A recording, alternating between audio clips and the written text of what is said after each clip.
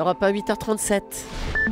Les points de vue sur l'actualité, c'est maintenant sur Europe 1. Voici la revue de presse la plus piquante du PAF avec Natacha Polony. Bonjour Natacha. Bonjour Bruce, bonjour Julie. Bonjour. Et bonjour à tous. Alors il y en a quelques-uns qui n'avaient pas l'info ce matin. L'Express évidemment, c'est un magazine, donc sa une, ce sont les médicaments génériques. Pourquoi ils sont moins efficaces? Et puis Le Monde, allocation familiale vers la fin du modèle français. Bon, pour les autres c'est le raz-de-marée, évidemment, on ne parle que de ça. Le Figaro, Cahuzac, je demande pardon. Le Parisien aujourd'hui en France, le mensonge qui éclabousse Hollande. Et alors la une du Figaro, terrible ce matin, une photo immense de Libération, pardon. Oui, une photo immense de Jérôme Cahuzac se mordant les doigts et ses lettres blanches démesurées, indignes. Enfin, la Provence nous rappelle que décidément, ce mardi fut une journée noire pour le PS. En bas, la photo de l'ancien ministre du Budget, le menteur de la République. Et juste au-dessus, la folle journée des frères Guérini. Alors que disent les éditorialistes sur cette affaire Cahuzac ce matin? Il n'y en a pas un qui n'évoque pas le scandale, l'ignominie, la faute morale. Hervé Favre dans La Voix du Nord, dans la stratégie du mensonge éhonté devant micros et caméras, on ne voit guère que Lance Armstrong pour rivaliser avec Jérôme Cahuzac. Jacques Camus dans La République du Centre, Jérôme Cahuzac en a trop fait dans le déni méprisant pour bénéficier d'une quelconque indulgence. Et Jacques Camus nous parle de cette gauche qui n'aime pas les riches mais ne crache pas sur l'argent. Jean Levallois dans La Presse de la Manche, le pouvoir rend fou lorsqu'on ne se soigne pas tous les jours, tout le temps. Alors bien sûr, le Canard, lui, annonce en une l'article qui a précipité la confession publique. Cahuzac va avouer devant ses juges. Et sur le site Mediapart, on se félicite de cette victoire du journalisme d'investigation, dont Edoui Plenel nous rappelle qu'il est la noblesse du journalisme et qui consiste à recevoir par courrier les dénonciations d'un concurrent politique et à vérifier l'info. Oui, parce qu'avant, on écrivait aux flics, mais les journalistes sont plus efficaces. Mais le sujet qui revient ce matin est politique, parce qu'en fait, si on peut se dire que la presse et la justice ont plutôt fait leur travail, pour l'exécutif, c'est moins sûr.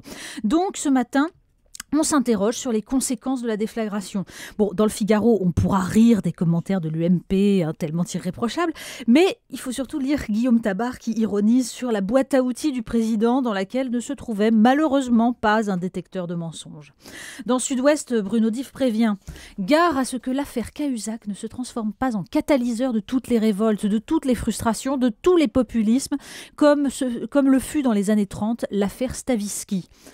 À l'impuissance, on ajoute le mensonge et l'arrogance. Et tous les commentateurs enterrent aujourd'hui, c'est terrible, la République irréprochable. Terrible car en République, justement, l'exemplarité n'est pas seulement nécessaire, elle est le pilier du pacte politique. Alors, on en oublierait presque le sujet qui faisait la une en début de semaine, les allocations familiales. Mais oui, or la question des allocations est cruciale dans un pays dont le seul indicateur positif est sa démographie. Dans Les Échos, Jean-Francis Pécresse revient sur le fait qu'elle constitue une compensation pour les familles qui élèvent des enfants par rapport aux couples de même revenu mais sans enfants. Le Monde, lui, souligne le symbole explosif que constituent ces allocations. Toucher à l'exception française est dangereux. Mais le journal précise que ce sont sans doute plutôt les politiques d'accueil des jeunes enfants, les crèches, etc., qui sont le moteur de la démographie française. Certes, enfin, dans ce cas, toucher aux allègements de charges pour les services à la personne en même temps qu'on touche aux allocations, sous prétexte que ce sont les riches qui en profiteraient, ça devient plus que périlleux, ça devient suicidaire. Rien à voir, retour sur un incendie qui s'est déroulé à Aubervilliers. Oui, c'est aussi dans Le Monde et c'est un reportage sur cet immeuble qui a brûlé, causant la mort de 3 Égyptiens. Florence Aubenas nous raconte le quotidien de ce jeune couple, Eddy et Sarah, qui, avec des revenus de 2800 € par mois, n'ont pas trouvé mieux pour se loger. Caution en liquide, mais pas de garant, donc ça allait. Et pourtant, ils sont bosseurs, ils présentent bien, mais ils n'ont trouvé rien d'autre. Et puis, peu à peu, la copropriété qui se dégrade, les squatteurs qui s'installent, jusqu'à l'arrivée des Égyptiens qui font du bruit, fument et téléphonent dans les escaliers. L'un d'eux, chassé par les autres, se serait vengé. Mais pour Eddy et Sarah, qui ont perdu leur appartement, c'est la peur de basculer. À Aubervilliers, il faut 8 à 10 ans pour décrocher un logement social, ils ont peu de chance. Et puis dans la presse ce matin, on revient sur cette législative partielle qui avait fait beaucoup de bruit dans l'Oise, avec ce score important du Front National. Oui, et c'est une page à lire dans le Figaro, une analyse très intéressante de Guillaume Tabar, encore lui.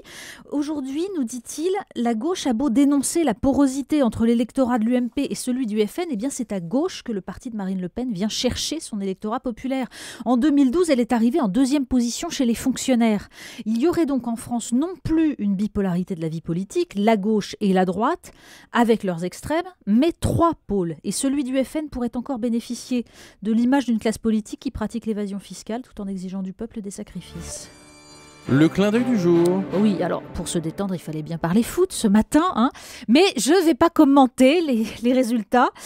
Le plus drôle, c'est surtout à lire sur le site du Huffington Post où l'on apprend que les deux égéries parisiennes, Anne Hidalgo et NKM, se sont livrées à une offensive sur Twitter pour montrer leur soutien indéfectible au PSG. Ça donne des commentaires de haute volée qui dénotent une passion de longue date. Le Parc des Princes chante pour soutenir Paris maintenant mené. Messi blessé ? Point d'interrogation, ça c'est NKM. Vivement le match retour, on y croit jusqu'au bout comme ce soir, ça c'est Anne Hidalgo. Même pour le ridicule, en fait, le clivage gauche-droite tente à s'effacer en France. Merci Natacha pour le